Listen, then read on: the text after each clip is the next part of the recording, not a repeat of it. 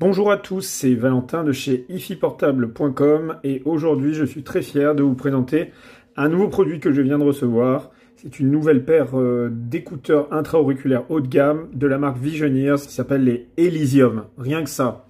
Comme je vous le disais précédemment, dans la vidéo de présentation du baladeur haut de gamme SP2000 de chez Astel & Kern, j'étais très content d'être le seul revendeur français de la marque Visioneers. Visioneers, c'est une marque très connue dans le milieu audiophile, puisque c'est une marque européenne, allemande, qui a fait beaucoup parler d'elle, notamment avec une paire qui a bien marché, qui s'appelle les VE8, qui était une paire qui n'était pas universelle, mais seulement custom, donc sur mesure. Je rappelle, pour ceux qui ne savent pas, qui ne sont pas encore à l'aise avec ça, que en fait il existe deux types d'écouteurs intra-auriculaires. Quand on parle un peu du haut de gamme, on a d'abord les écouteurs donc universels, ceux qui sont les plus classiques, c'est-à-dire on peut les utiliser et les prêter, on peut les utiliser soi-même bien sûr et les prêter à d'autres. Ils sont faits pour être écoutés sur toutes les oreilles.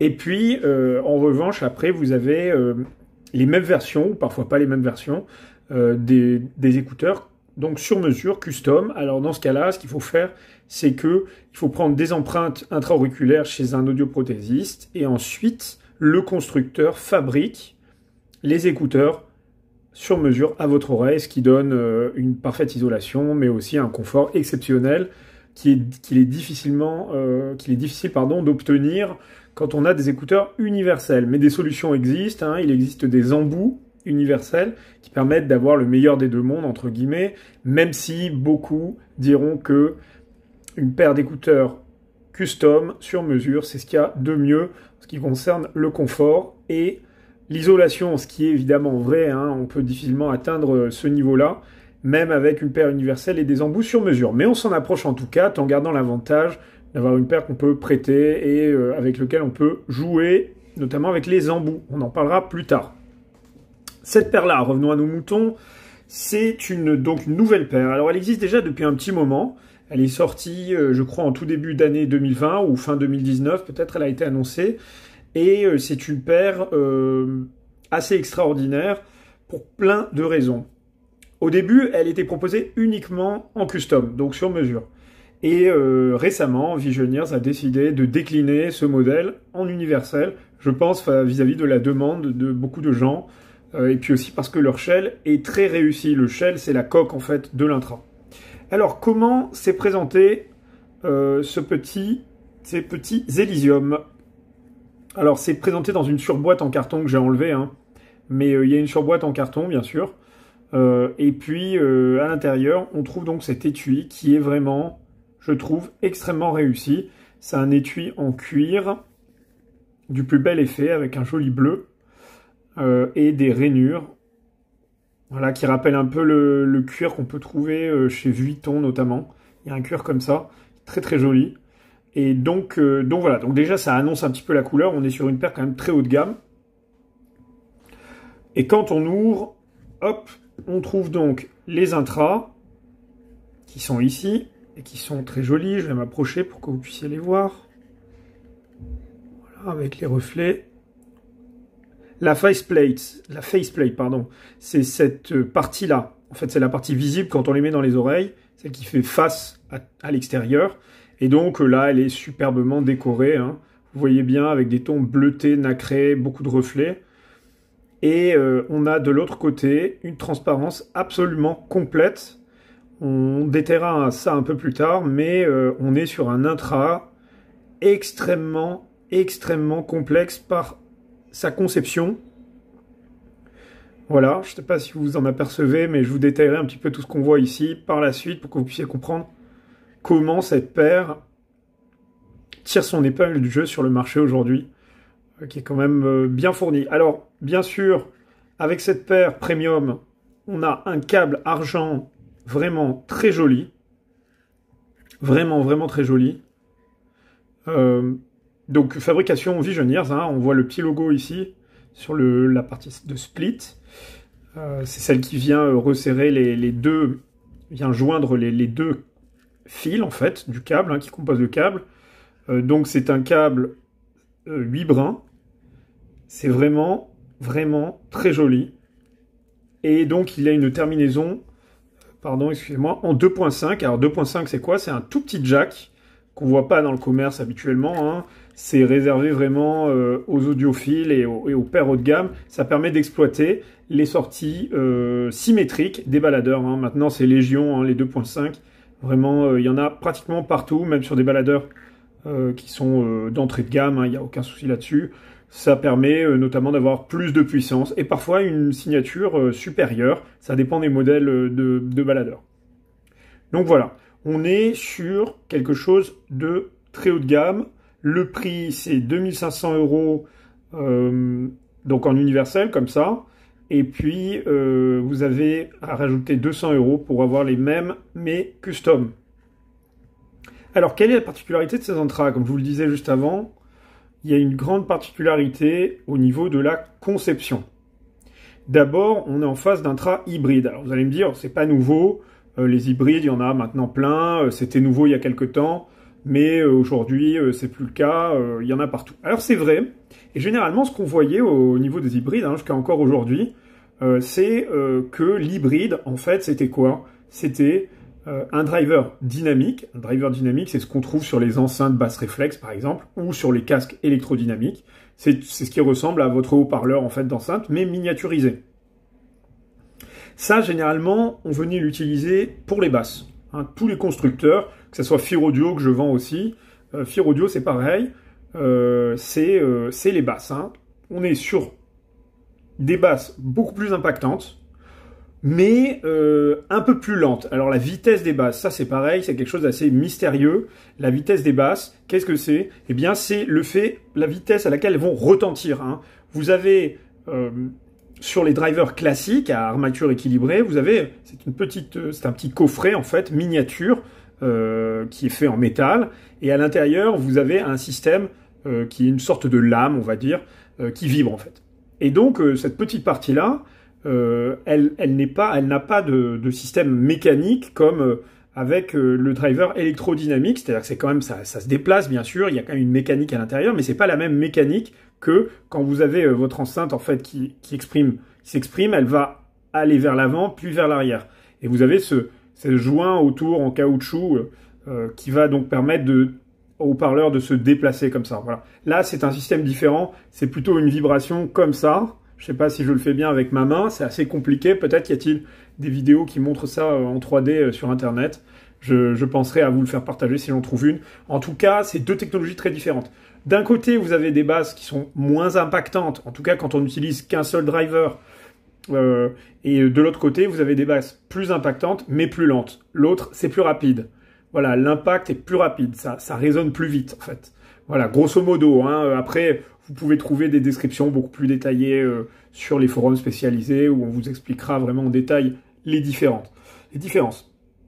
Et puis, un autre hybride a commencé alors avant, c'était que driver dynamique et driver armature équilibrée, qui s'appelle aussi BA, hein, Balanced Armature en anglais. BA, quand vous voyez ça, BA driver, driver BA, ça veut dire Balanced Armature. Hein. Armature équilibrée. Donc voilà, c'était au départ que deux types de drivers. Hein, c'était les drivers donc électrodynamiques et les drivers armature équilibrée. Puis il y a une marque, je crois que c'est Sonion, qui a sorti un driver électrostatique. Alors l'électrostatique, qu'est-ce que c'est? L'électrostatique, c'est une autre technologie qu'on retrouve dans les casques et dans les enceintes notamment. Et cette technologie, elle a une particularité, c'est qu'elle a une tendance à rendre le son extrêmement fluide, extrêmement clair. On a une clarté absolue du son. En revanche, là pareil, on a un manque d'impact dans le grave, hein, puisque c'est encore une technologie différente. Vous verrez, je vous laisse vous renseigner dessus, hein, je ne vais pas tout détailler, sinon ça va être un peu long. Mais grosso modo, les enceintes sont faites à base de plaques. Hein, c'est une technologie qui pourrait ressembler un peu à l'orthodynamique, hein, quelque part. C'est en tout cas une plaque, ça c'est sûr, traversée par un courant électrique. Et en fait, cette plaque, elle va toujours pareil vibrer et transmettre le flux audio-électrique. Donc ça donne un son très clair, assez holographique, très aérien, mais avec généralement un manque de basse. On connaît la marque Stax, hein, peut-être, ou en tout cas elle est très connue, c'est une marque japonaise de casque qui a fait vraiment qui a fait les premiers casques, je pense, électrostatiques.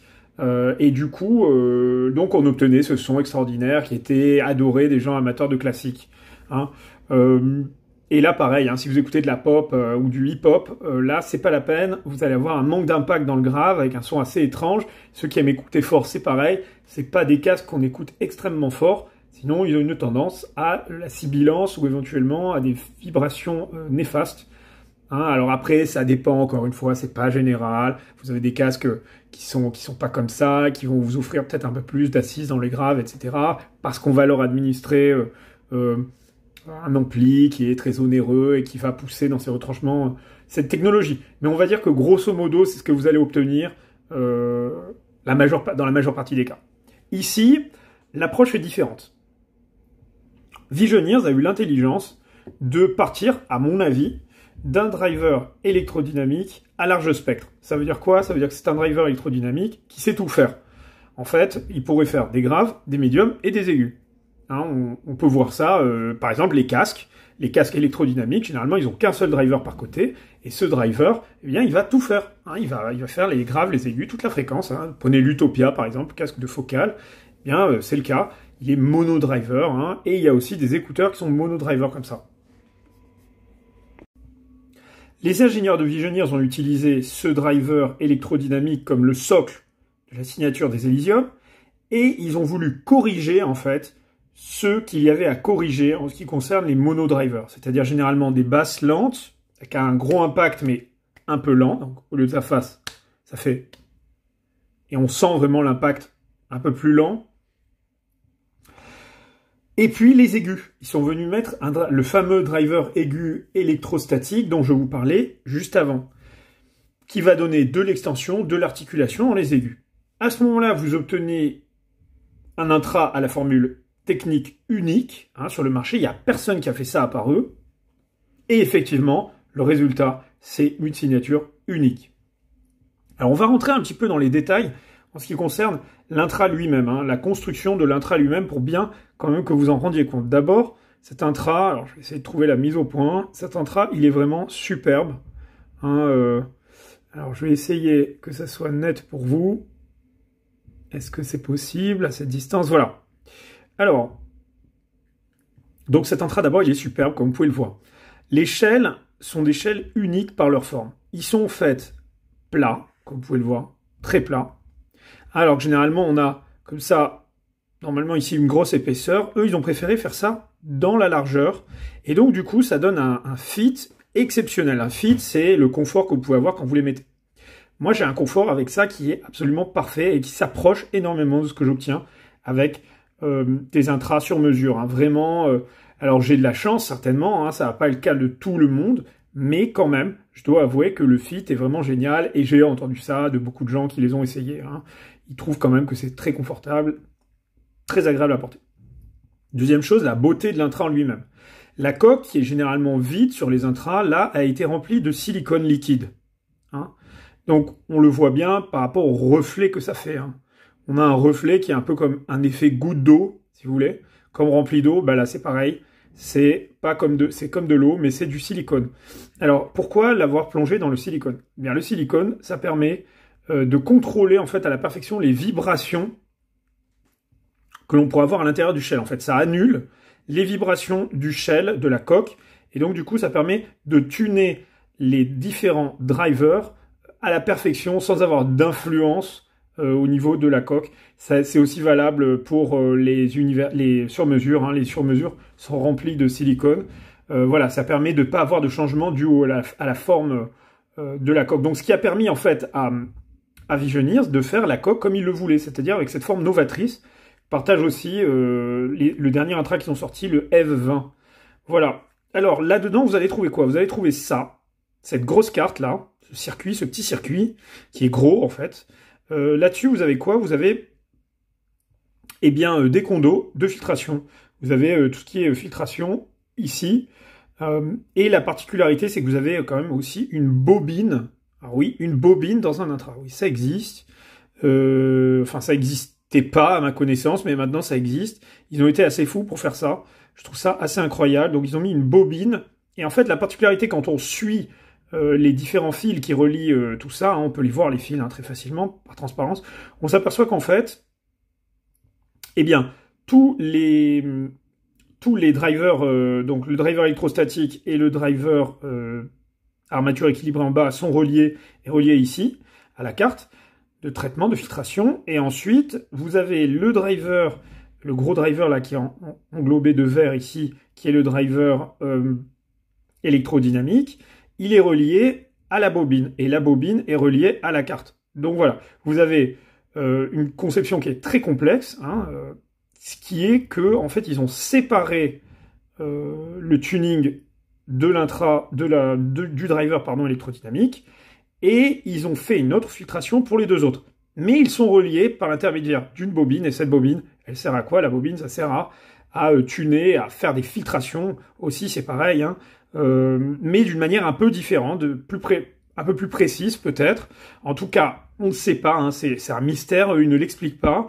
Tout ce que je dis là, bien sûr, c'est moi qui le pense, hein, c'est hypothétique, je peux peut-être me tromper, mais c'est ce que moi j'en déduis en regardant l'intra avec mes connaissances techniques et mon expérience. Voilà, on peut voir en fait comment ils sont reliés en regardant ici, hein, dessous, vous avez les soudures ici.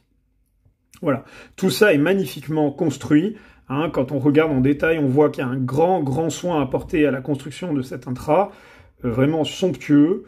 Donc déjà, voilà, ça part très fort, hein, on a une paire innovante, nouvelle, qui propose quelque chose d'inédit, une formule inédite, très beau, avec un superbe câble qui fonctionne bien sûr très bien. Alors ça c'est pratique, hein, quand vous avez un câble qui est livré par le constructeur et qui est haut de gamme, ça vous permet d'éluder le problème du câble. Hein.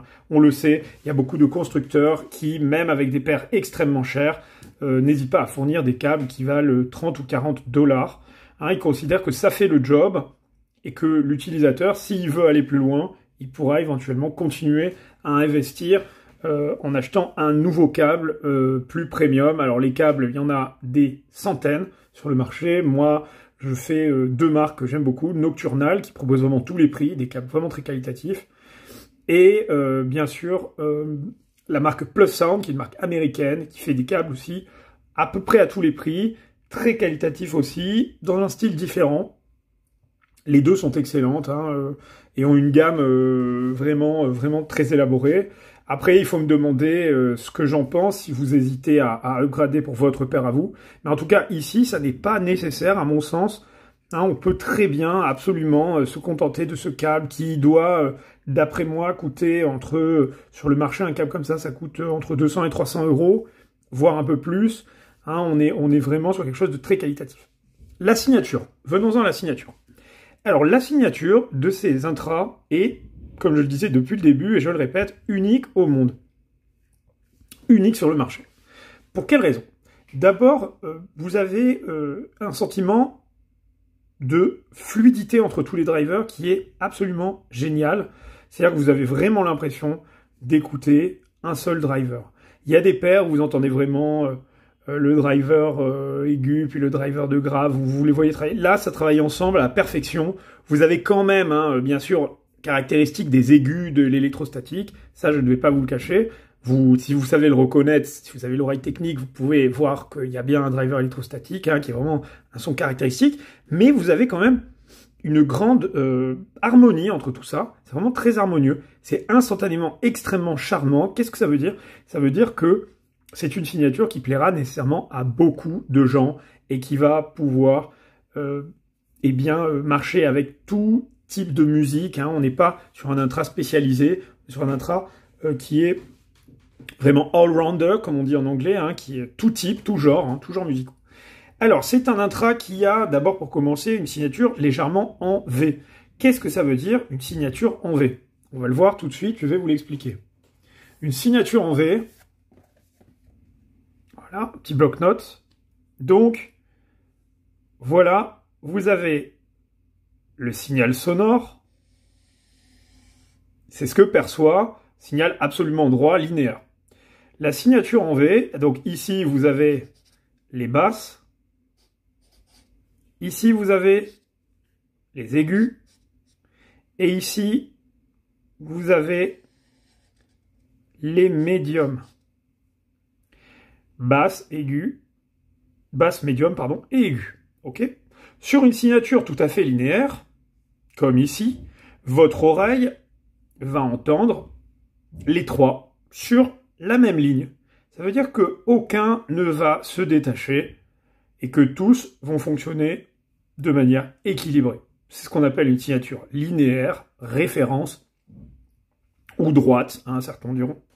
C'est généralement apprécié des gens qui veulent faire des écoutes extrêmement critiques, et notamment en studio, etc.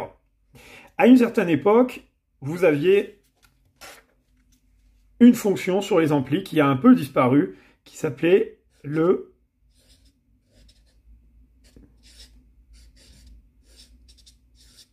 loudness. Hein, certains connaissent certainement, c'est issu de la hi-fi. À quoi servait le loudness? Eh bien, le loudness était un petit bouton qu'on activait sur les amplis et qui permettait d'augmenter les aigus et les basses.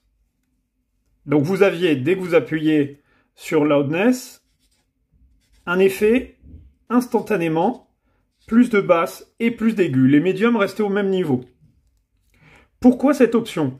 Eh bien, dans les années 60, il y a des gens, des amateurs de hi-fi, qui se plaignaient de ne pas pouvoir écouter leur ampli à bas volume et de pouvoir profiter de leur signature sonore à bas volume. Ainsi, les ingénieurs ont décidé de créer cette fonction loudness qui permet à bas volume d'entendre mieux les basses et les aigus, et donc d'avoir les médiums au même niveau, et de permettre donc d'entendre ce qui caractérise le son. Hein. On le sait bien que les basses et les aigus, c'est indispensable, les médiums aussi bien sûr, mais quand vous avez de belles basses rondes et un aigu bien marqué, vous avez généralement une signature qu'on appelle signature plaisante, signature mainstream, signature en V. C'est ça la signature en V. En fait, ça forme un V. Ici, hop, et hop. Ici, vous avez donc l'auditeur. L'auditeur, la scène sonore. Et donc, il va entendre beaucoup de basses. En tout cas, pas mal de basses. Hein, on va dire qu'il y a plusieurs types de signatures en V. C'est pas toujours la même signature, mais on a une accentuation sur les basses, plus ou moins grande. Hein. Vous avez des casques grand public qui ont une signature en V très marquée. Vous avez que des basses, que des aigus. On se souviendra notamment du casque Dre hein, à l'époque. Aujourd'hui, il paraît qu'ils se sont améliorés un petit peu. Mais à l'époque, c'était vraiment ça. Hein, vous aviez surtout des basses d'ailleurs, plus que des aigus. C'était un peu étouffé en haut. Après, ils ont rajouté des aigus. Donc, ils avaient vraiment une signature très en V. Très en V, ça veut dire très marquée. Et des médiums en retrait. Hein, donc en creux. D'accord? Voilà, on peut imaginer donc l'auditeur ici, ou même on peut imaginer l'auditeur ici, hein, qui aurait, si vous voulez, là on a l'impression que les médiums sont devant lui, mais non, en fait c'est l'inverse, hein, il faut voir le V en mode inversé, on va dire, quand on a la scène sonore devant soi, on a les basses qui viennent taper très fort, les aigus qui viennent taper très fort, et donc ce qui donne quoi? Un médium en creux. Hein. Voilà ce que c'est que la signature en V. Alors, ça veut pas dire que c'est bien ou que c'est pas bien, hein, la signature en V. Il y a des gens qui disent « Ah, c'est en V, donc c'est pas bien. » Non, pas du tout. Vous avez des signatures en V qui sont réussies, très réussies, c'est le cas ici. Et vous avez des signatures en V qui sont trop exagérées. Et donc, de fait, elles sont un peu caricaturales. Elles peuvent fonctionner avec certains genres de musique, mais généralement pas tous. Et vous pouvez avoir une tendance à la fatigue auditive, sachant que ce qui fatigue le plus les oreilles, ce sont les basses et les aigus. Alors, après, vous avez deuxième type de signature qui s'approche du V, c'est la signature en U. La signature en U, c'est un V un peu plus smooth, un peu plus doux, un peu mieux maîtrisé. Hein, c'est ça la signature en U. Alors, avec les Elysium, on serait plus dans une signature en U que en V, même si ce U n'est pas toujours employé dans le milieu audiophile. Hein. Il existe, hein, vous pouvez regarder sur différents sites références.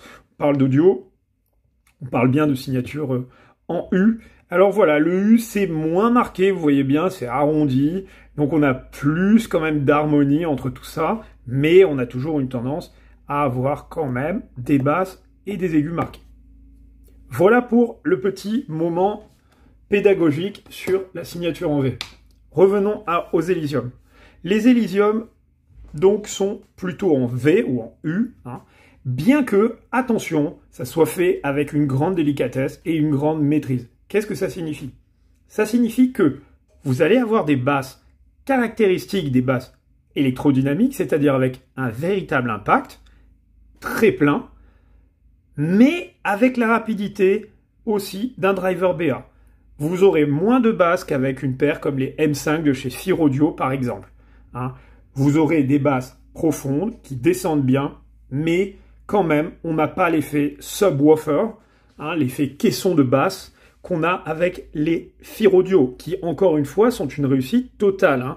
Attention, quand je vous dis effet subwoofer, ça veut dire un subwoofer bien réglé. Ça ne veut pas dire un subwoofer qu'on met à fond dans son installation home cinéma, juste pour faire vibrer les murs et pour faire hurler les voisins. Non, on n'en est pas là. Là, de toute façon, on parle de paires haut de gamme, donc tout ce qui est fait généralement dans ces paires sont vraiment fait, qui est vraiment fait avec délicatesse. Hein. On a vraiment de la délicatesse dans tout ce qui est fait. Et des aigus, vous allez voir des aigus avec beaucoup d'extensions, très articulés, mais toujours pareil, avec aussi une certaine douceur et beaucoup d'harmonie. Et donc, vous aurez ce son caractéristique de l'électrostatique, hein, des aigus vraiment avec beaucoup d'extensions, mais jamais agressifs. Voilà, jamais agressif. Je sais que je suis, moi, sensible à l'agressivité dans les aigus, ça me fatigue les oreilles, et aussi dans le bas, hein, si ça tape trop dans le bas, si c'est pas assez maîtrisé, ça fatigue aussi au bout d'un moment. Ça veut pas dire que c'est pas bien, ça veut pas dire que ça va fatiguer tout le monde. C'est très beau, mais au bout d'un moment, c'est pas possible. C'est comme le caisson de basse, hein, au cinéma, c'est bien, en hi-fi, il faut bien le régler, sinon on finit par entendre des bou bou bou toutes les 4 secondes, et ça va pas, et on fatigue très vite, même si c'est sympa, enveloppant et saisissant. En ce qui concerne les médiums, comme on a un driver à large spectre électrodynamique pour les médiums, on a des médiums vraiment magnifiques, superbes. Alors on dit maintenant que c'est le king des médiums. Sur le marché actuellement, je pense que ça fait partie des paires les meilleures en ce qui concerne les médiums, c'est vrai.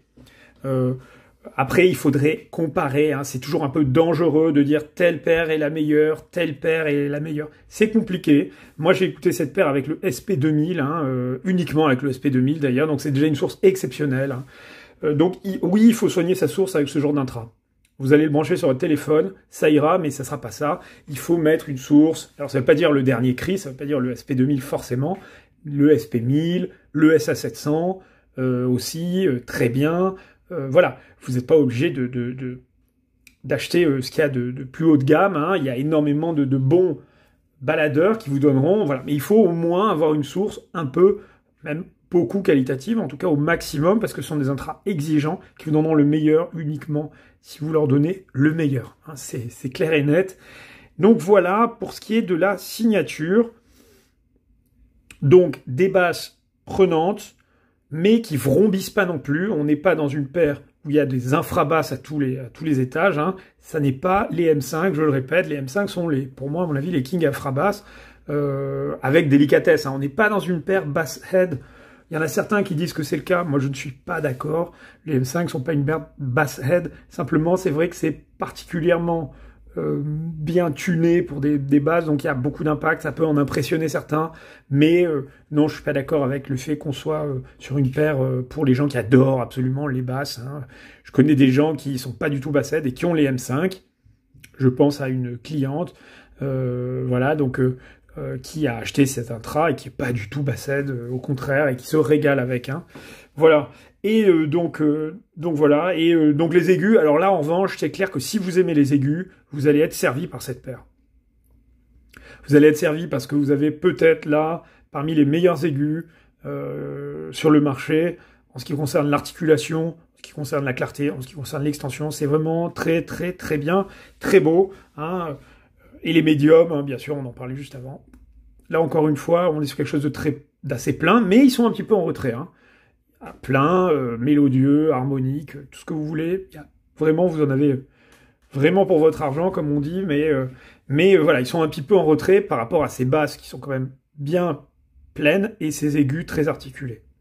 Voilà. On est sur une paire qui est comme ça. Après, en ce qui concerne la signature globale, en termes de scène sonore, on a une scène sonore qui est assez grande, mais pas immense. Hein. on est quand même plutôt dans l'intimité, même si c'est pas la paire la plus intimiste qui existe. Bien sûr, on a quand même de l'aération, mais ça n'est pas non plus la paire avec une séparation époustouflante. On est plus dans le liant du son. Hein, on a une signature qui propose de lier un petit peu tout ça pour vous donner une forme de magie que vous n'allez obtenir qu'avec cette paire. Donc non, ça n'est pas les kings de la séparation technique. Ça n'est pas une paire ultra technique de toute façon. C'est une paire qui est capable de beaucoup de technicité, mais ça n'est pas des A18T ou des A18S. Hein. On n'est pas là pour pour décortiquer et faire de l'analyse audio. On est plutôt là pour se faire plaisir. C'est vraiment une paire plaisir et c'est certainement la paire la plus plaisante à écouter aujourd'hui sur le marché à ce prix-là. C'est une paire qui vous donne envie de ne plus vous poser de questions et de vous plonger dans la musique à corps perdu et à oreille perdue, plutôt regagné, hein, puisque là, on est vraiment dans quelque chose qui va vous faire découvrir beaucoup de détails aussi. Hein, dans le haut du spec, vous allez tout entendre. Donc voilà, c'est à mon avis un tour de force. Pourquoi? Parce que ça arrive à conjuguer très bonne technicité, mais aussi une signature mainstream, c'est-à-dire qui plaira à beaucoup de gens, énormément de gens, avec une forme de magie justement qui en émane, hein, ce crossover entre technicité et plaisir, plénitude, etc. C'est cette paire-là qu'il vous faut.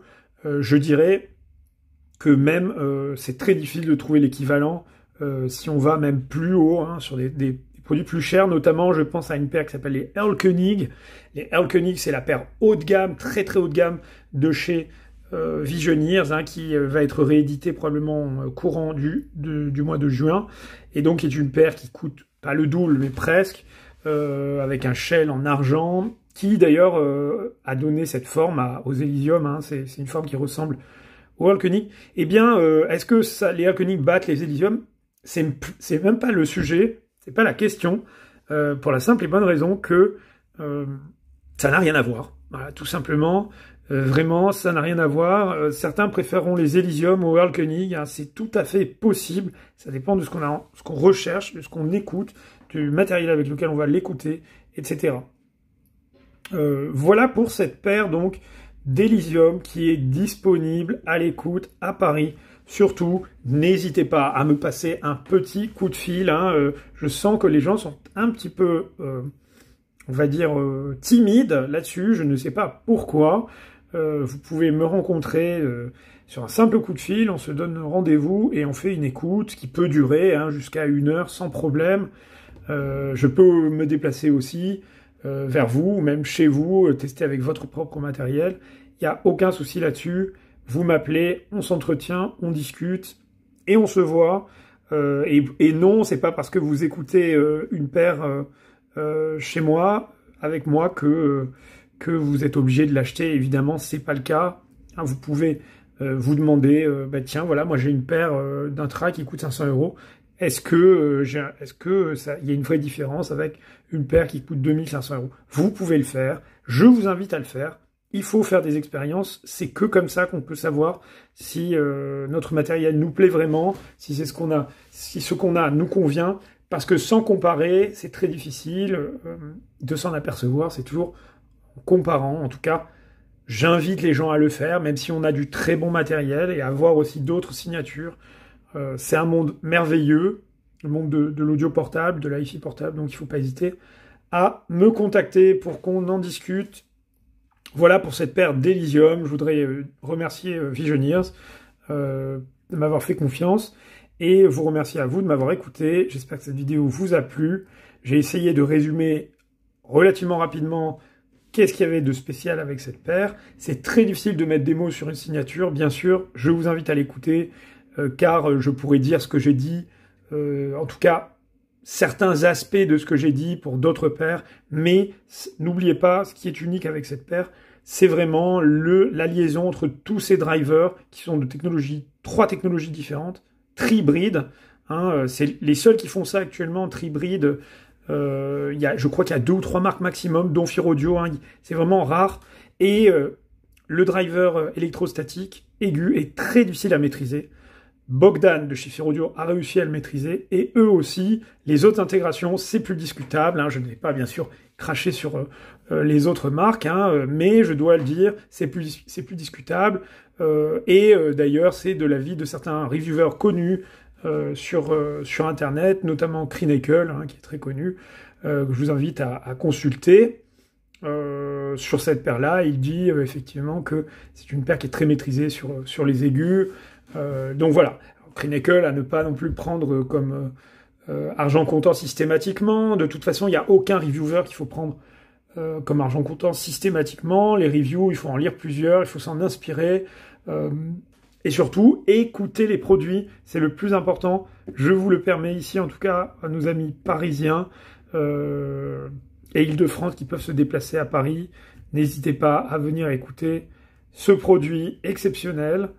Voilà, j'espère vous retrouver bientôt et rapidement, parce que j'ai pas mal de choses sur le feu, notamment le test du SP2000 en vidéo. Voilà, pour vous montrer un petit peu cet appareil en détail et vous dire pourquoi je l'aime tant, pourquoi ça a été un grand coup de cœur, plus que le SP1000 que j'ai eu juste avant et plus que beaucoup de baladeurs que j'ai eu juste avant. Pour moi, c'est vraiment un appareil pareil charnière, hein. On est vraiment à une période formidable dans l'audio. On a beaucoup de produits qui annoncent un renouveau, comme les Elysium, comme le SP2000. Donc n'hésitez pas à vous abonner à ma chaîne, à rester connecté pour voir la suite, et à me contacter si vous voulez en savoir plus. Je vous dis à bientôt, et merci de m'avoir écouté.